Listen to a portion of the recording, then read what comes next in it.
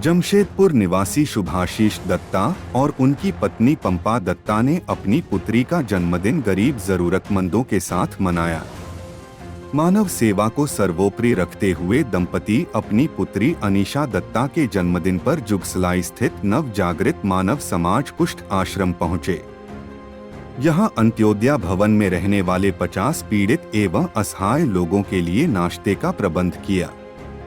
मौके पर समाज सेवी एवं अनीशा के नाना दुर्गा प्रसाद दास, नानी शैली दास, चाचा सौमेन दत्ता, चाची मो दत्ता एवं छोटी बहन अदिति दत्ता मौजूद थी।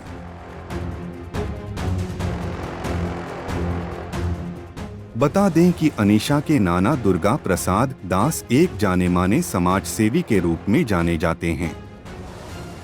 वे लगातार लोगों की सेवा में तत्पर रहते हैं। इधर बच्ची को उसके जन्मदिन पर प्रतीक फाउंडेशन ने भी आशीर्वाद दिया।